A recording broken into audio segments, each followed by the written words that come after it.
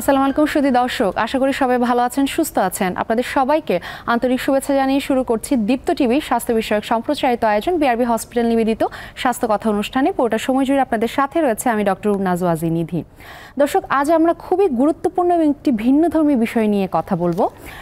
21শে বইমেলা 2025-এ অধ্যাপক ডাক্তার মোহাম্মদ আলী স্যারের লিভার জানুন এবং ভালো থাকুন নামক বইটি প্রকাশিত হয়েছে। আজ আমরা এই বইটি সম্পর্কেই আলোচনা করব। বাংলাদেশের হেপাটোবিলিয়ারি প্যানক্রিয়াটিক সার্জারি এবং লিভার ট্রান্সপ্ল্যান্টের পথিকৃৎ অধ্যাপক মোহাম্মদ আলী। তিনি বারডেম হাসপাতালে দেশের প্রথম হেপাটোবিলিয়ারি প্যানক্রিয়াটিক সার্জারি বিভাগ প্রতিষ্ঠা করেন এবং উক্ত হাসপাতালে 2010 সালে বাংলাদেশের প্রথম সফল লিভার ট্রান্সপ্ল্যান্ট সম্পন্ন করেন। 1999 সালে তিনি national liver foundation of Bangladesh প্রতিষ্ঠা করেন, যা বাংলাদেশে এবং আন্তর্জাতিক অঙ্গনে সমাদৃত। অধ্যাপক আলী লিভার রোগ প্রতিরোধ এবং ভাইরাল হেপাটাইটিস নিয়ন্ত্রণে একজন নিবেদিত প্রাণকর্মী। তিনি একজন বৈশ্বিক স্বাস্থ্য আন্দোলনের অগ্রদূত। 2021 সালে তাকে যুক্তরাষ্ট্রের coalition for global hepatitis elimination কর্তৃক হেপাটাইটিস এলিমিনেশন চ্যাম্পিয়ন অ্যাওয়ার্ড প্রদান করা হয়।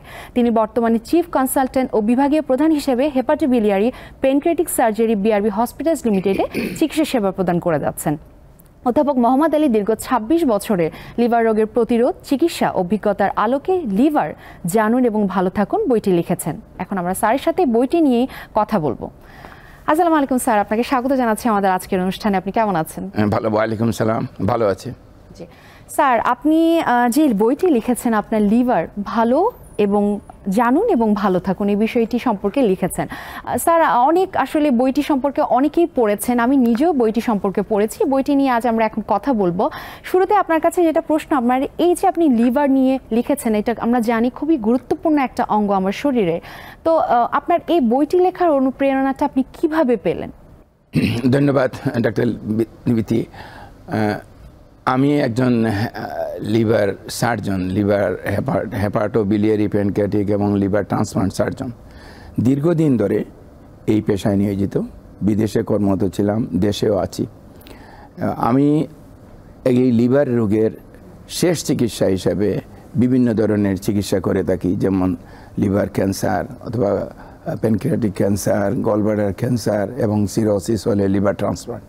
তা আমি দেখতে পেলাম যে এই যে রোগীগুলা যে সাফার করছে এবং শেষ পর্যন্ত তাদের দুঃখ দুর্দশা এবং পারিবারিক দুর্গতি যেটা হচ্ছে, সেটার বেশিরভাগ ক্ষেত্রেই লিভার যে কারণগুলো হচ্ছে সেই কারণগুলা প্রতিরোধযোগ্য। এবং প্রতিরোধের জন্য প্রধান দরকার হলো প্রয়োজনীয় হলো সচেতনতা। মানুষ জানতে হবে তার লিভারের কি রোগ হলে মারাত্মক রোগ হয়, এবং যদি জানে যে এই রোগ হয়, এই রোগগুলো এইভাবে সংক্রমিত হয় অথবা সংক্রমিত হয়, তাহলেই মানুষ সচেতন হবে, তাহলে প্রতিরোধ হবে।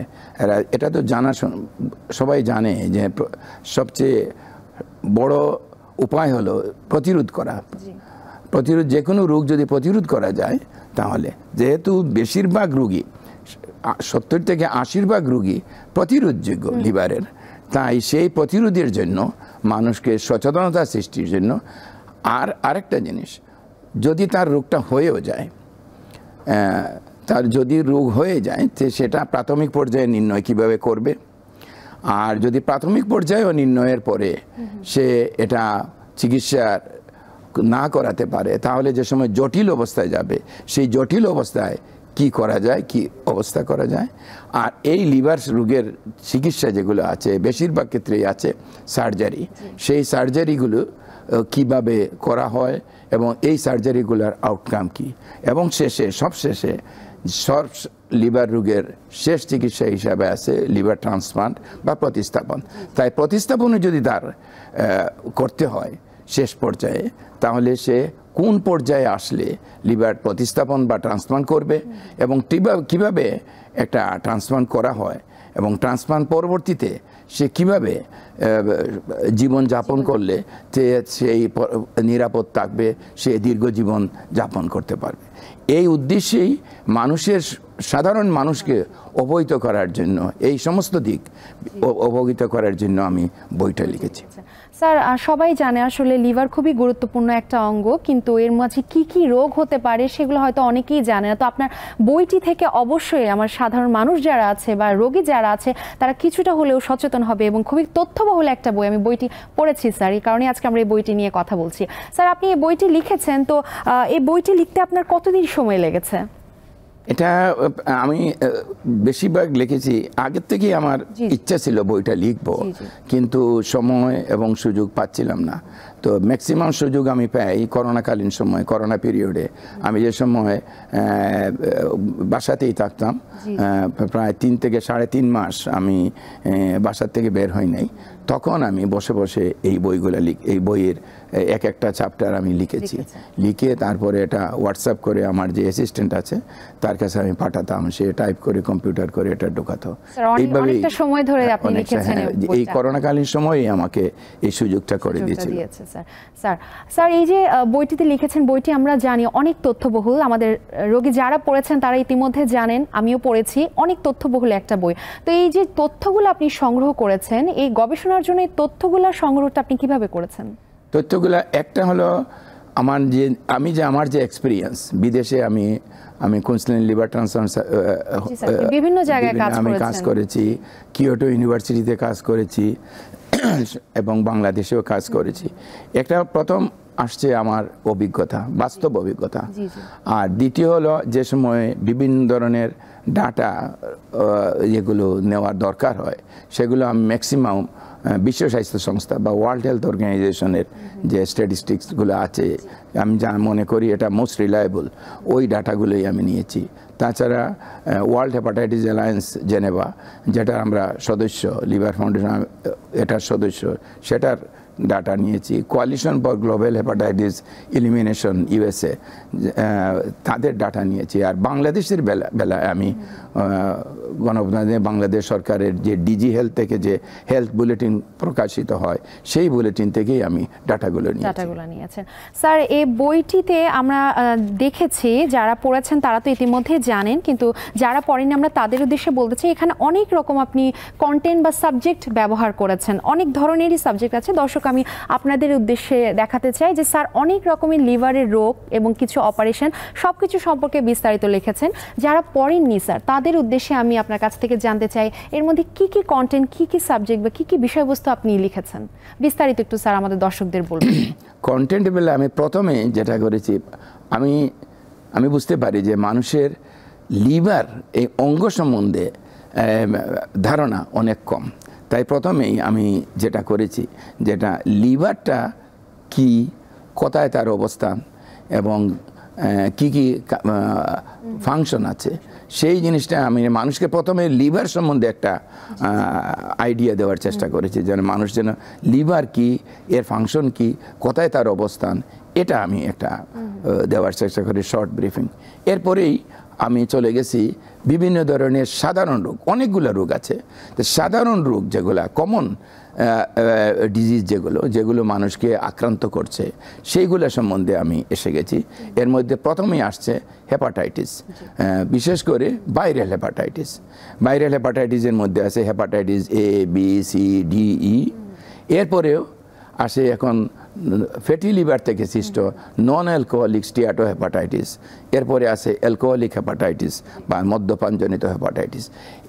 এরপরেই আমি চলে গেছি এদের জটিল অবস্থা থেকে, হেপাটাইটিস থেকে, একুইট হেপাটাইটিস থেকে ক্রনিক হেপাটাইটিস, দীর্ঘমেয়াদী হেপাটাইটিস থেকে লিভার সিরোসিস, আর লিভার সিরোসিস থেকে হচ্ছে লিভার ক্যান্সার।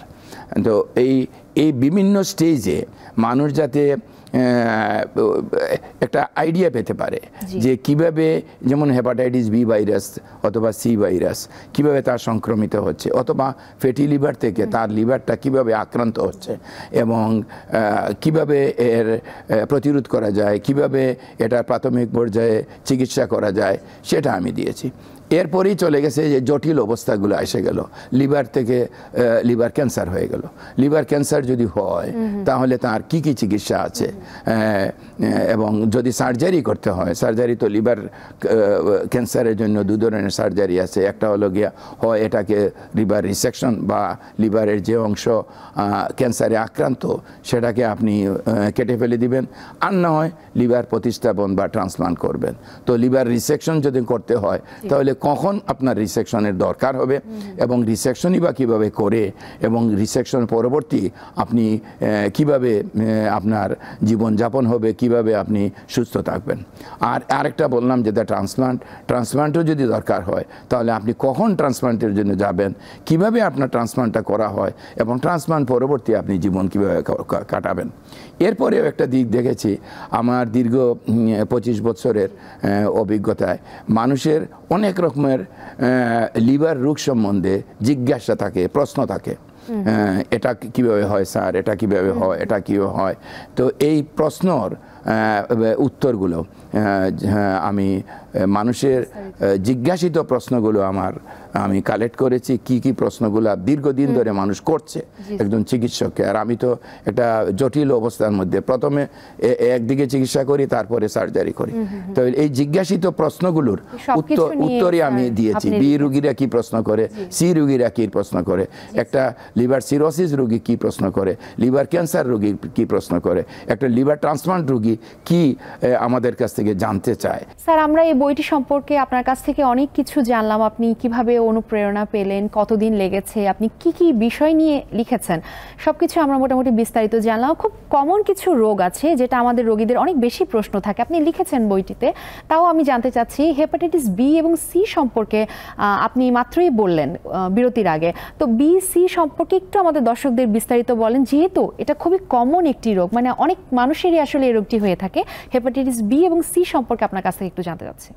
হেপাটাইটিস বি এবং সি, যেটাকে viral hepatitis, overall viral hepatitis যেটা আছে, তো এই বিশেষ করে হেপাটাইটিস বি এবং সি যাদের শরীরে সংক্রমিত হয় তাদের থেকে বেশিরভাগ ক্ষেত্রেই দেখা যায় ক্রনিক বা দীর্ঘমেয়াদী হেপাটাইটিস হয়ে যায়।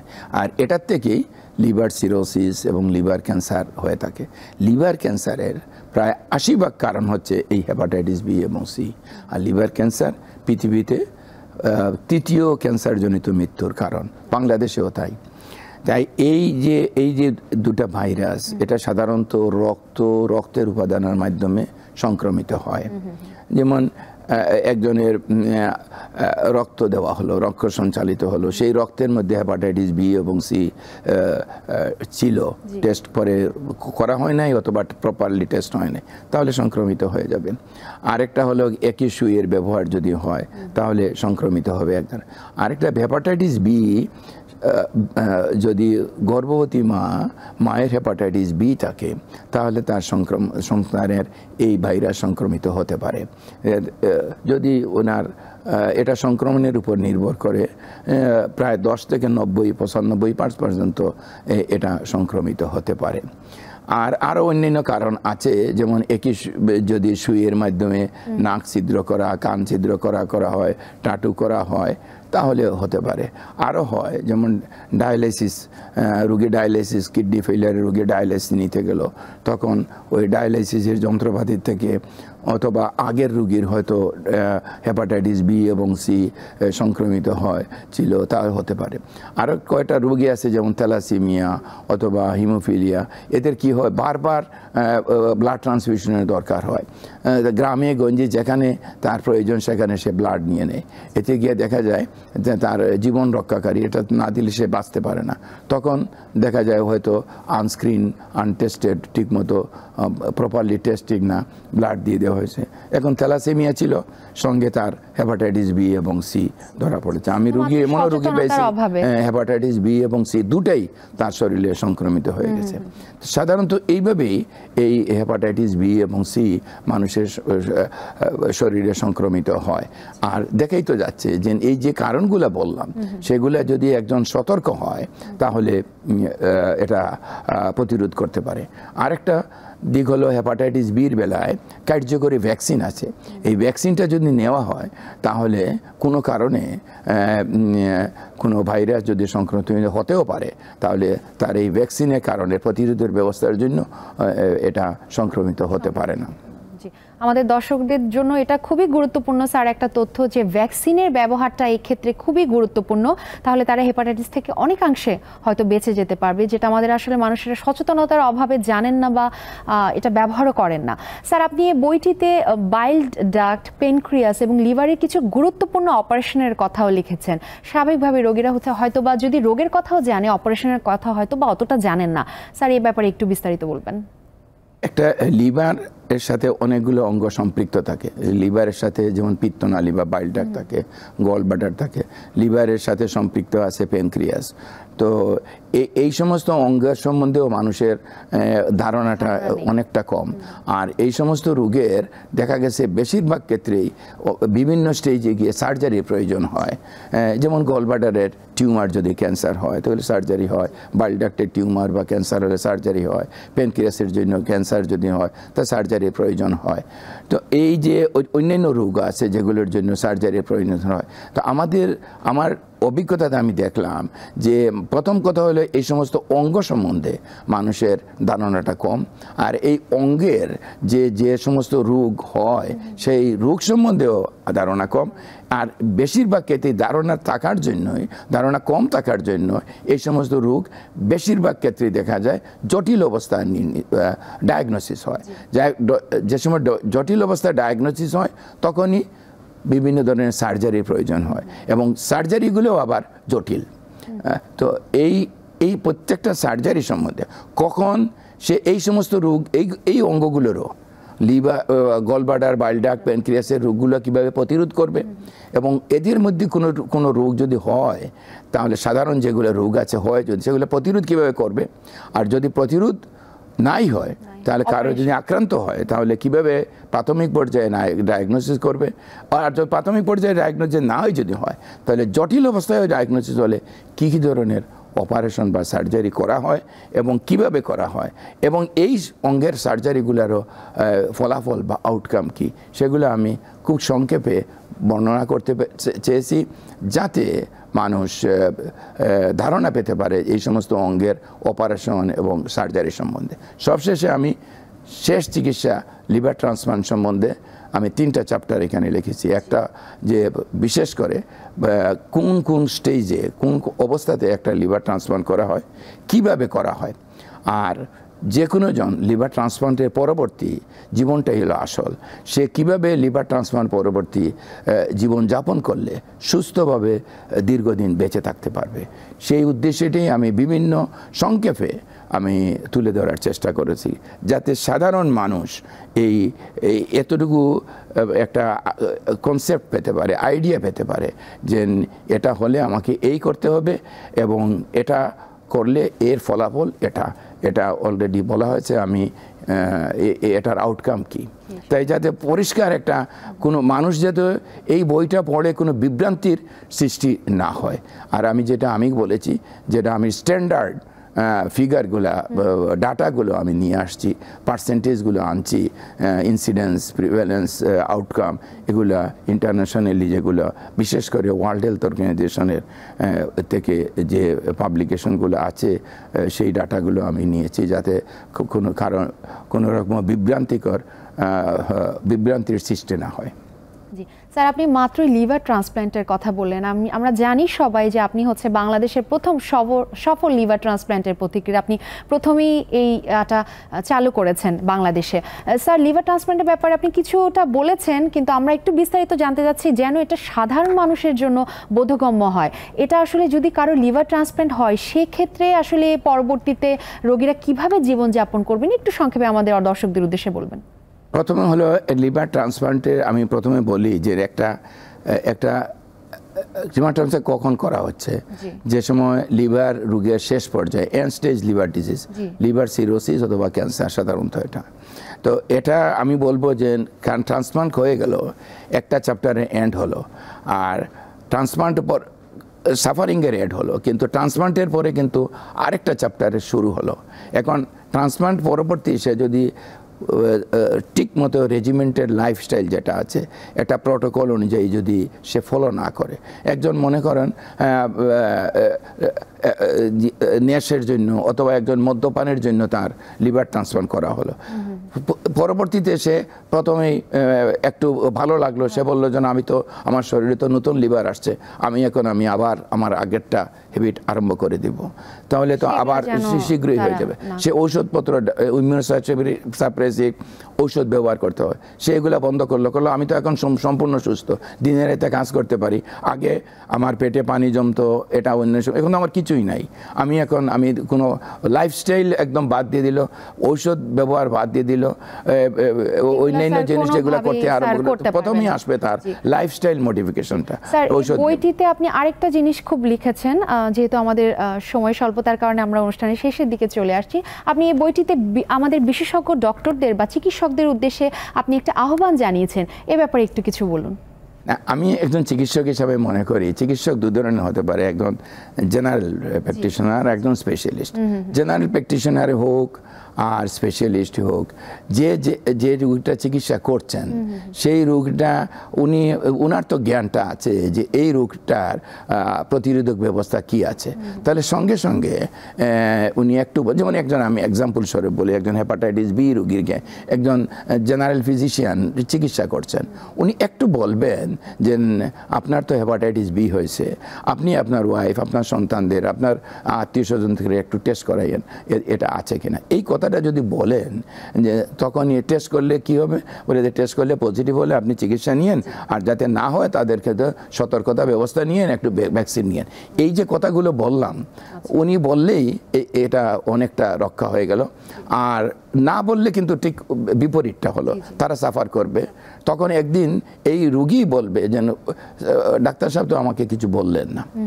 আর বিশেষজ্ঞ রোগদের আমার বিশেষজ্ঞ যে অনেকে, একজন হতে পারেন কার্ডিওলজিস্ট, একজন হতে পারেন লিভার বিশেষজ্ঞ এবং অন্যান্য বিশেষজ্ঞ আছে, পালমোনোলজিস্ট, প্রত্যেকটারই যে রোগী আছে মোরলেস, কোনোটার বেশি কোনোটা কম, একটা প্রতিরোধক ব্যবস্থা, একটা সচেতনতা ব্যবস্থা আছে। তো যে বিশেষজ্ঞ যে চিকিৎসাটা করছেন উনি একটু এই মেসেজটা দেওয়ার চেষ্টা করবেন, কথায়ও দিতে পারেন, কোনো ব্রোশিয়ার অথবা লিফলেট দিয়েও দিতে পারেন যে একজন কার্ডিওলজিস্ট, উনি হার্টের অনেকগুলো কার্ডিয়াক চিকিৎসা করে যাচ্ছেন, ইন্টারভেনশন করে যাচ্ছেন, ইনি কীভাবে তার করোনারি আর্টারি ব্লক হয়, কেন হয়, কী জন্য হয়, একটা ব্রোশিয়ার একটা মানুষকে অবহিত করলে মানুষ সতর্ক হবে। তো আমি মনে করি যে কোনো চিকিৎসক, জেনারেল ফিজিশিয়ান হোক আর বিশেষজ্ঞ হোক, একটু যদি করেন তাহলে এই রোগটা প্রতিরোধ হবে, মানুষ সচেতন হবে এবং মানুষ উপকৃত হবে। স্যার, আমরা অনুষ্ঠান প্রায় শেষ পর্যায়ে চলে এসেছি। আপনাকে অসংখ্য ধন্যবাদ যে আপনি আমাদের সময় দিয়েছেন, এবং দীপ্ত টিভির পক্ষ থেকে আপনাকে অসংখ্য আন্তরিক অভিজ্ঞতা শেয়ার করেছি আমরা। আপনাকে অসংখ্য ধন্যবাদ স্যার। দর্শকদের অনেক অনেক ধন্যবাদ, দীপ্ত টিভিকেও ধন্যবাদ। জি দর্শক, আজ আমরা কথা বললাম লিভার জানুন এবং ভালো থাকুন এই বইটি নিয়ে। আমাদের সাথে ছিলেন বাংলাদেশের হেপাটোবিলিয়ারি প্যানক্রিয়াটিক সার্জারির পথিকৃৎ অধ্যাপক ডাক্তার মোহাম্মদ আলী। আশা করি আমাদের অনুষ্ঠানটি আপনাদের ভালো লেগেছে এবং এ থেকে আপনারা কিছুটা হলেও উপকৃত হয়েছেন। আজ এখানেই শেষ করছি, দেখা হবে আগামীতে। ততদিন পর্যন্ত সুস্থ থাকুন, ভালো থাকুন, দীপ্ত টিভির সাথেই থাকুন। আসসালামু আলাইকুম।